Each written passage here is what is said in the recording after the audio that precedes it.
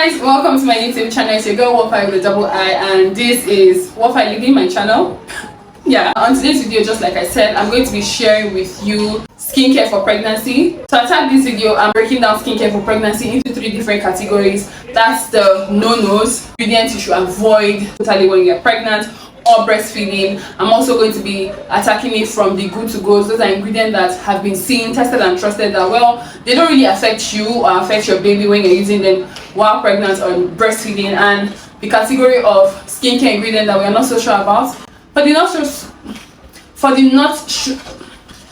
not so sure about, why was I going on and I'm not so for the not so sure about, I am going to generally not even talk about them, so you just have to watch out for the no-nos and the go-to-goes. Anyone that is not mentioned falls under the not so sure, so you too don't be sure and don't go for them. Yeah, you get the joke. A little backstory. Of course, you all know I've been posting pregnancy content on here. I was pregnant, I've put to bed, and as my pregnancy emerged, I did fall into that place where I was battling with which skincare products that were good for me and those that weren't good, and the Holy Spirit that sure knows how to direct its own kind of also helped me out, because I was in a place where I had bought a product I was really enjoying. It was working wonders for my hyperpigmentation. It was helping keep my skin glowy and stuff like that. And I was like 5 weeks pregnant, and my spirit just started telling me, are you sure you should be using this product? But I wasn't sure, so I started doing research and stuff like that. And just that day in the evening, someone I follow on Instagram started a live on that subject, so I educated myself on that live, and then I went on to do proper research to also find out like what are the things I should avoid. And guess what, guys, my expensive skincare product that I was loving, one of the things that I should avoid. And I just thought, wow, there are many people that might find it hard to let go, especially when they are not sure. So that's the backstory for this video. So let's get right into it. For the no-nos, I'm going to be starting with retinoid. Retinoid is the top on the list of ingredients you should avoid completely. I won't go too deep, I'll just let us know what retinoids are, so you just have a fair knowledge of what retinoids are and why you should avoid them when you're pregnant or nursing your baby. Retinoids are a class of compounds that are derived from vitamin A, because we have vitamin A, B, C and different stuff. They are generally used in the cosmetic industry for skincare products because of its ability, or their ability, to reduce fine lines, wrinkles and aging, to kind of slow down aging. If you have any serum or anything that helps with aging, smoothing out your skin texture, reducing fine lines, you want to check your ingredient list to be sure, because most times they do contain retinoids, and you should know that you should stay away from them if you're currently pregnant or if you're breastfeeding, because they go deep down into your bloodstream. So one thing you should know about skincare doesn't just stay on the surface of your skin. That's why sometimes you see in some videos you're advised to, you know, pat down, you're advised to massage to your skin, you're advised to do all of those stuff, because they go deep down.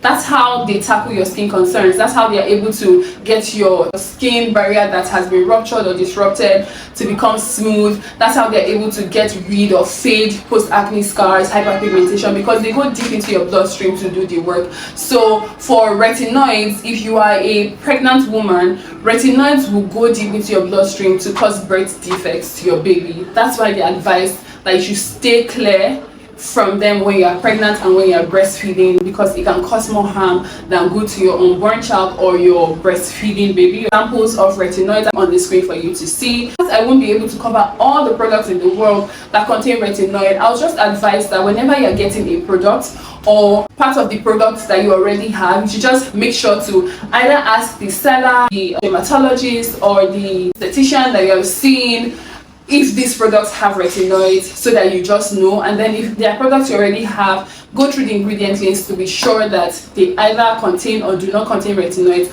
so you know where to place them. Okay, other ingredients you should stay away from are alpha arbutin. Those are other strong, potent ingredients that help in doing different stuff for your skin. I think brightening your skin and stuff like that. Other ingredients you should stay away from are hydroquinone. Hydroquinone are also known for its ability to a brighter skin, brighter complexion.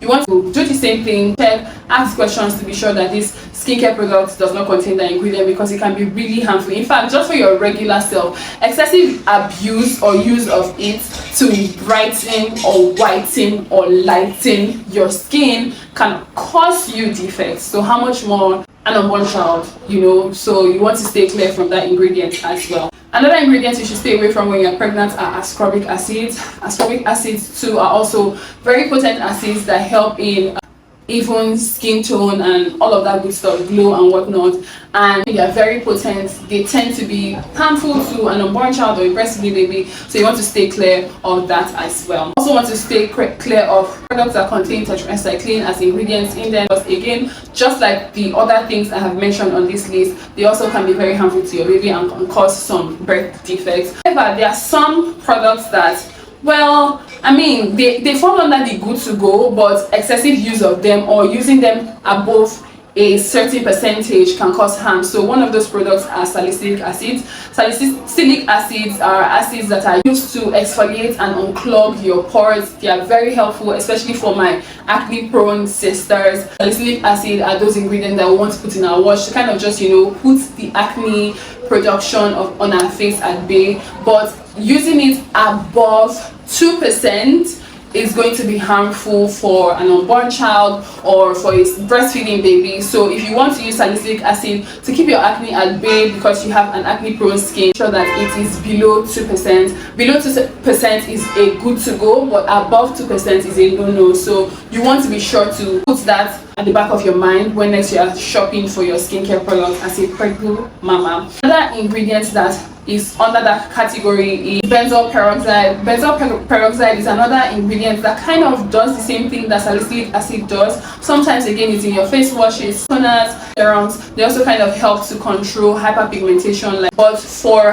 benzoyl peroxide, you want to make sure that you don't use it above 5%. When it's above 5%, it falls or tips over to the no-nos, to the category of what you should avoid. But when it's below 5%, it is good to go. You can make use of it in your face washes every other day. If you're pregnant, if you're breastfeeding, it's fine. But when once it's above 5%, please be sure to stop using it until this whole cycle of being pregnant, putting to bed, breastfeeding your child before you can now resume using it. That's the good to go. Top on the list, of course, salicylic acid. I've already mentioned 2% and below is good to go. You can make use of it. It does help in controlling oil production on your face, especially for my acne prone sisters. I make use of it. I'm currently nursing. My face wash contains salicylic acid, 2% actually, and it's been helping me keep acne and all of those things at bay. Another thing, of course, I already mentioned too, benzoyl peroxide. From 5% and below is on the good to go list. You can make use of your face wash to have benzoyl peroxide in it. I know that when you're pregnant, that's when you're nursing, actually breastfeeding, your skincare routine, sometimes the simpler the better, because one, for my pregnant mamas, sometimes being pregnant alone is a lot of work. You don't want to be doing too many steps. So a face wash that contains this active ingredient that kind of helps you bite skin concerns are good to go. So yeah, you should look out for that. Make sure it is below 5% or 5% and below. Another ingredient that your skin will love as a pregnant mama, with all the hormones going haywire, just, you know, all over the place, and even as a nursing mom that you're just trying to find a balance with your new normal, a hyaluronic acid. Products that have hyaluronic acid in them tend to be very good for the skin. They help the skin feel supple, hydrated, plump and stuff like that. So those are good to go. Those are things that you want to look out for when you are buying your skincare products. Hyaluronic acid most times are in forms of serums as treatments, but they are good for your skin. They make the skin very plump and lush. Another ingredient that are on our good to go list are snail mucins. Snail mucins, of course, are the bodies of the skincare industry. I call them that because there was a rave about this SRX snail mucin, and everybody and their mama and their grandmama had them. But yeah, snail mucins are good for your skin. They help to, you know, make your skin feel plump too, supple. They kind of help to, you know, keep it lush and stuff like that. I love snail mucins. You can incorporate them in your skincare routine if you're pregnant or if you're nursing. They are on the good to go list. Another product on the list are azelaic acid. Azelaic acids are good to go. They are milder than all the other big brothers we called on the no-nos. Azelaic acid are good acid. They help to also keep your acne at bay. They are good. You can make use of them. You know, they are good. They're really good. Another acid too, or ingredients, are alpha hydrochloric acid. They are good to go as well. Alpha hydrochloric acid are like your lactic acids, I think your mandelic, I'm not sure, but I'm sure glycolic acid, lactic acid, they fall under this. Sometimes your face washes have these ingredients in them. Sometimes your toners, just like the rest, it can be in your serum, but they are good to go. They are friendly on the skin. They help to keep your skin going, glowy, looking good, even though your hormones are all over the place. Another ingredient would be vitamin C. Vitamin C is a good option to replace your retinoids because vitamin C helps to also, get rid of post-acne scars, hyperpigmentation scars over time. They are not as bam as your retinoids, but I mean, with skincare patients, the more you use it, the more you see that your skin just looks glowy, your complexion comes out and stuff like that. So vitamin C is a good one to have in your stash when you're pregnant or nursing your baby, because it doesn't do any harm to you or your baby, and then it does the job. So yeah, that's another good to go. Niacinamide as well is a good to go. Niacinamide is a friend to everybody. I don't think niacinamide can hurt anybody. I really don't think so. It's a good to go ingredient. There are niacinamide serums. Niacinamide acids are good to go, especially for my oily skincare babes, acne prone skincare babes. They help to kind of make your pores look smaller or appear smaller. They help to just make your face feel smoother, look smoother and stuff like that. So you don't want to skip on your niacinamide acid if you're pregnant or if you're breastfeeding. They are good to go. They do no harm to you or your child. The last on my list will be Centella. Centella is another really nice ingredient, gentle on the skin. To keep your skin good, balance your skin, regardless of what your hormones are saying or doing at that time. They are also good to go on the list. I say Centella was the last, but no, sulfur is the last ingredient. Sulfur is also very good for you. It doesn't do anything wrong to your skin, it doesn't hurt your baby or anything like that. So for all of these good to go ingredients, what I did when I was pregnant was just find a very simple routine, because I had more energy bursts in some trimesters and other trimesters. So